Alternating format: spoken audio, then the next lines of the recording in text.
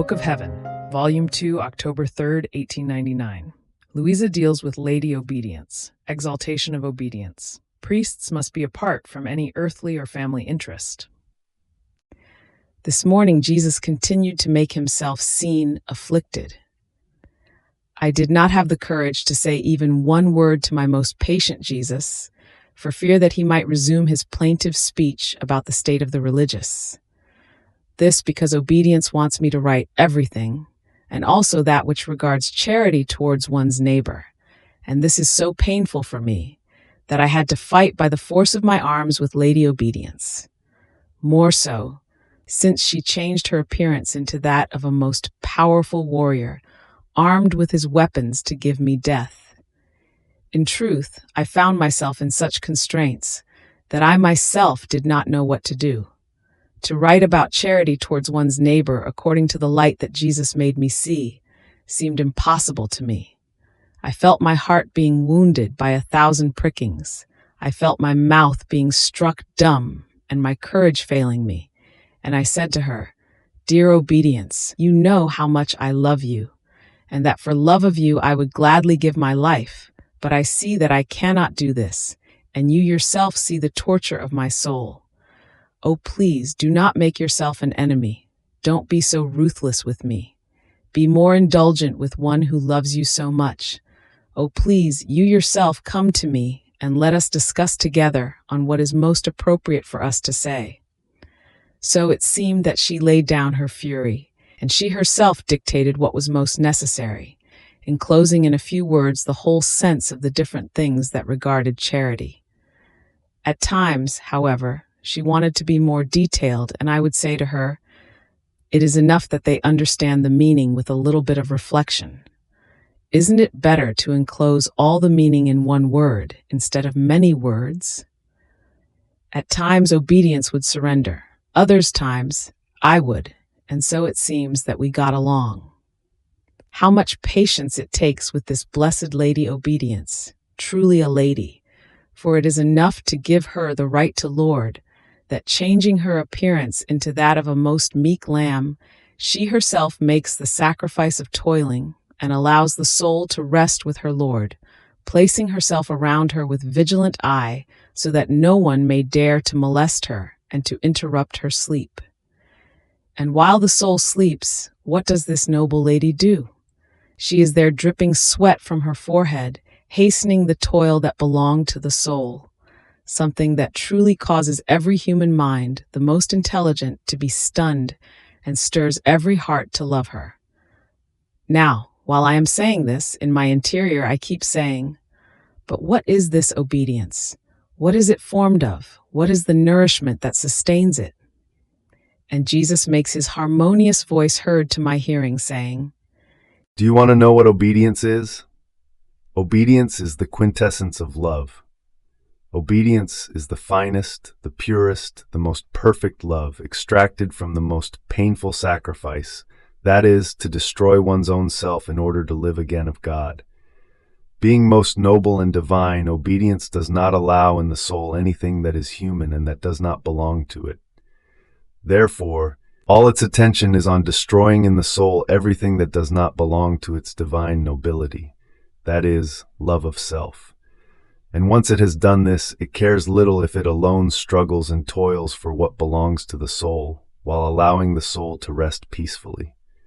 Finally, I myself am obedience." Who can say how amazed and ecstatic I remained in hearing these words of blessed Jesus? "Oh, holy Obedience, how incomprehensible you are! I prostrate myself at your feet and I adore you. I pray you to be my guide, teacher, and light along the disastrous path of life, so that guided, instructed, and escorted by your most pure light, with certainty I may take possession of the eternal harbor." I stop here, almost forcing myself to go out of this virtue of obedience. Otherwise, I would never stop speaking. So much is the light that I see of this virtue, that I could endlessly continue writing about it. But other things call me. Therefore, I keep silent and I go back to where I left. So I saw my sweet Jesus afflicted, And remembering that obedience had told me to pray for a certain person with all my heart, I commended him to him. And Jesus told me, My daughter, may he make all of his works shine with virtue alone. But especially, I recommend that he not meddle in the things of family interest. If he owns something, let him give it away. If he does not, I don't want him to get involved with anything else.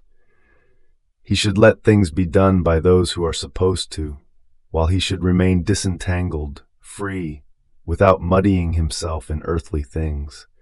Otherwise he would encounter the misfortune of the others who, since they wanted from the beginning to meddle in some things of their families, all the weight then fell upon their shoulders.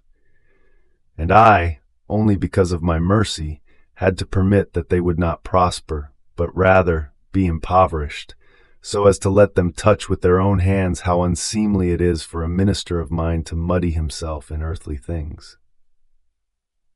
On the other hand, and this is word come out of my mouth, the ministers of my sanctuary, as long as they do not touch earthly things at all, would never lack their daily bread.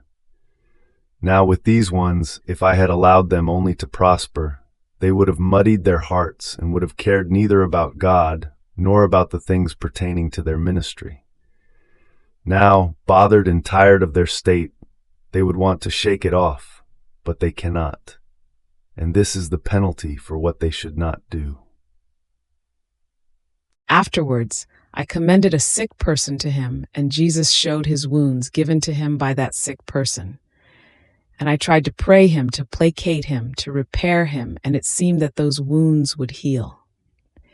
And Jesus, all benignity, told me, My daughter, today you have performed for me the office of a most skillful doctor, for you have tried not only to medicate and to bandage my wounds which that sick person gave me, but also to heal them.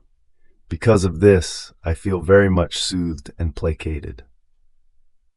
So I comprehended that by praying for the sick, one comes to perform the office of doctor for our Lord, who suffers in his own images.